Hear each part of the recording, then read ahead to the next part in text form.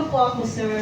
Ano po yung mga experiences mo at napunta ka dito sa business na ito? Okay, no? So, as I said a while ago, no, Evan, nakapag-aral ako sa Harvard. No, galing kami sa nasa laylayan ng aming pamilya. Kumbaga, napakahirap namin. Kaya doon kami nag-benchmark para maiangat at magiging ganito ka-successful ang business namin. So, syempre sir, nagiging successful. So, bago ninyo nakamit yung success sa business na ito, meron mga challenges or mga hindrances na na-encounter kayo. Paano nyo po na-overcome yun? Actually, so sa business kasi, natural lang yan ang mga hindrance, yung mga challenge. So, for me, kaya since nakapag-aral ako sa Harvard, marami akong nalalaman doon na wherein pwede ko ma-apply in real situation in our business. So, yung mga we put into practice, no? And from that experience also, since we are in the bottom line, our family is in the bottom line, so I always benchmark and how to treat our employee, na importante na talagang alagaan natin yung ating mga trabahante para ma-run ng business natin na maayos. So, ano po kaya yung isang quality ng isang employer o nag-run ng business na para maging successful ito? Ano po yung quality na pwede namin tularan? Ayan.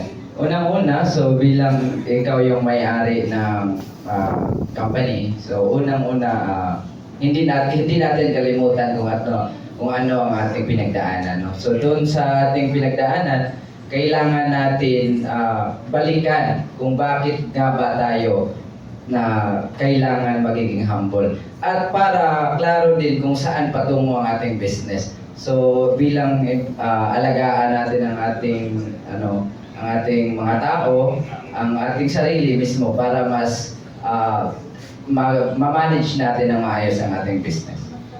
So ano naman po yung mga skills and talents na kailangan ng isang nag-run ng business like restaurant na pinapatakbo niyo po? So paano po ito magiging effective or successful?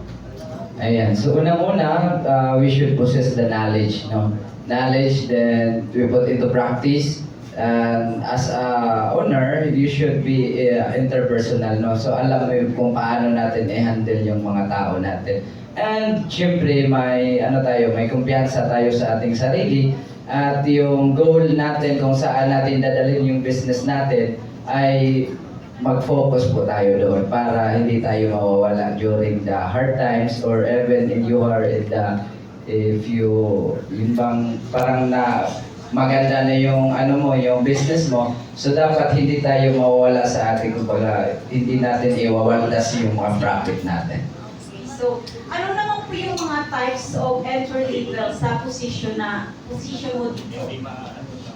Okay. So, since tagapagmana nga, so, yun nga, pinag-igi ko na lang yung pinagpatuloy ko na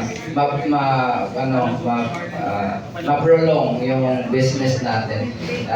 It is a great opportunity para mas marami tayong matulungan. So, ayan. Okay. Thank you po, sir. Okay, thank you so much, sir and ma'am.